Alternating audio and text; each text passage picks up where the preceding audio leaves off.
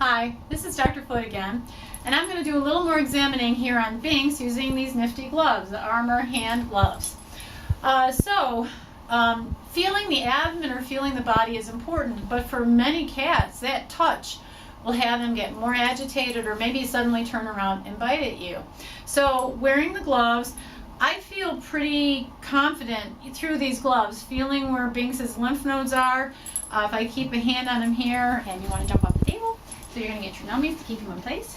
There you go.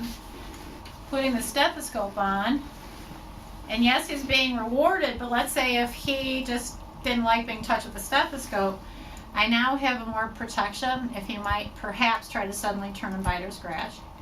I can hear your heart. Very well. Good. And they're flexible enough for me, it's easy for me to get my stethoscope on and off. Now I'm going to feel his abdomen. I can feel his bladder.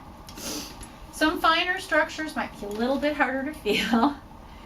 So it does take a little getting used to, but if he had a major tumor in his abdomen or something of concern that I needed to palpate, these are thin enough and flexible enough that I feel pretty confident in what I'm feeling.